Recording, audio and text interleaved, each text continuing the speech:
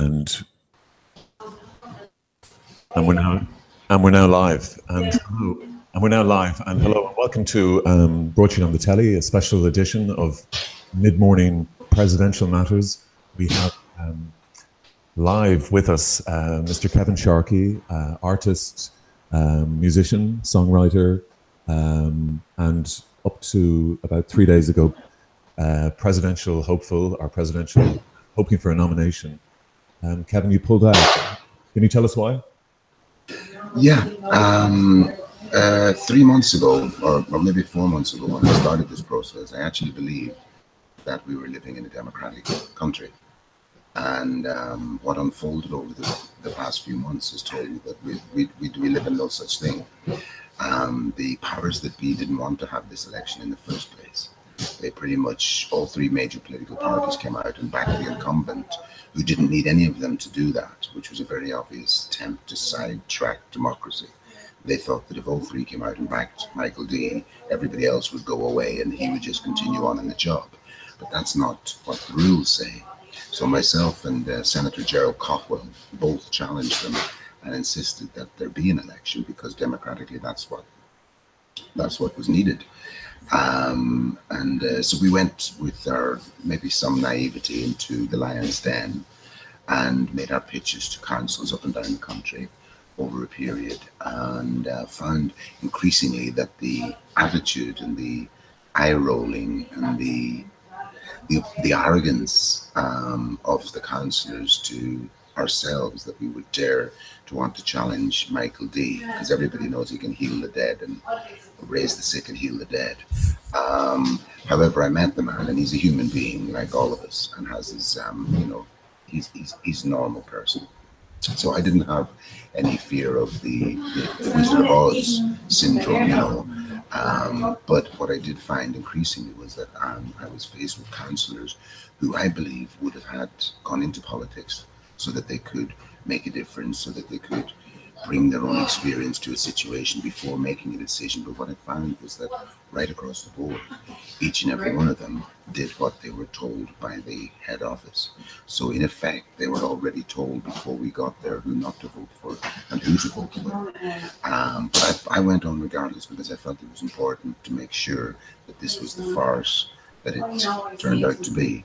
And it was indeed a farce. You know, we had one of the candidates. Kevin, can I just come in there for a second? Sorry, the noise that you're hearing. Kevin is in an internet cafe above, I think, probably Peter Marks in Grafton Street. And, the ambient sounds you hear is the internet cafe setting up. Yeah, that's unfathomable, unfortunately. Is it much worse on your side? It sounds very distracting. Okay. Maybe if you could be presidential and tell him to, you're conducting an interview live. I think they're already trying. Actually, that's them trying. Okay, well, so Kevin, it was a frustrating experience. You began the campaign at around the end of July, beginning of August. Were you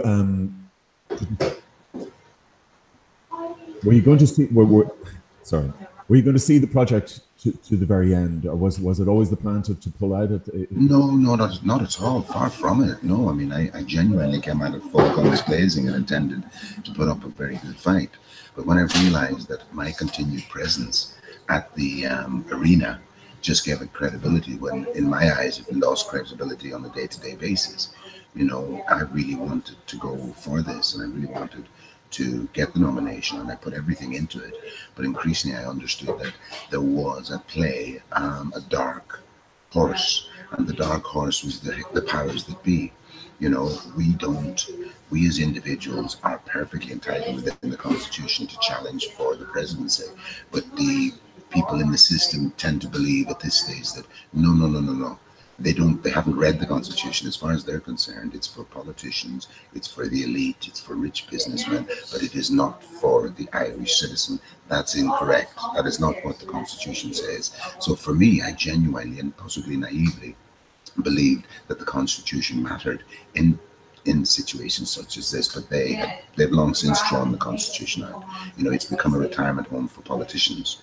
And Kevin, when you approach the councillors in on a one-to-one basis, they you've said that they were supportive, but because they were under a party whip, that there was. They said, yeah, they repeatedly said, you were the best speaker here today, but of course we can't vote for you.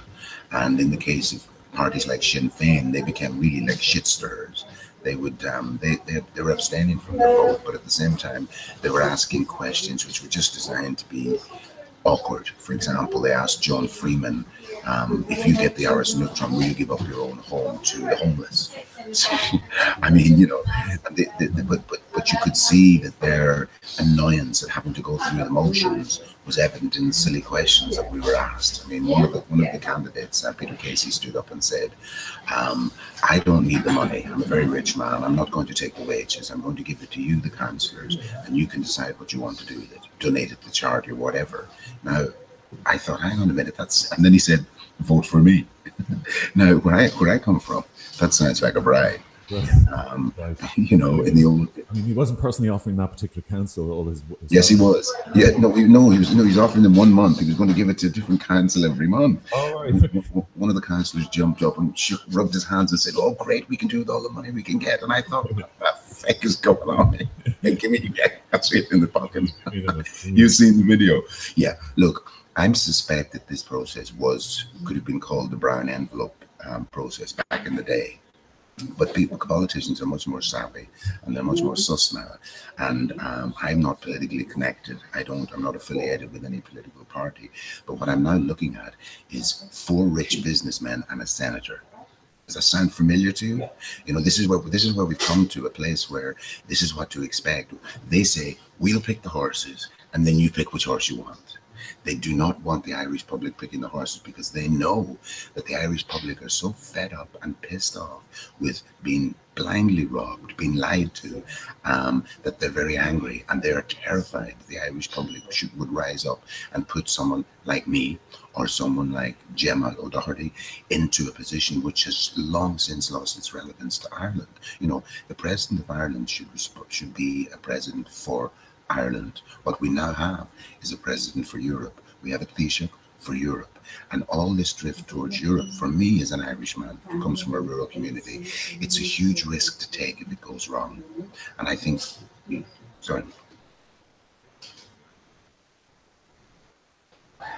Oh, you've completely gone there. I can't hear you. Yeah, you're sounding right. No. No, nothing. I can't imagine why that would happen. You can hear me? You can hear me. Well, I can try lip reading, but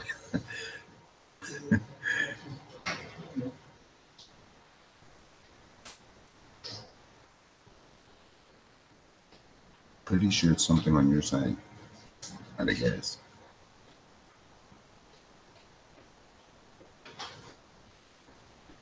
Okay.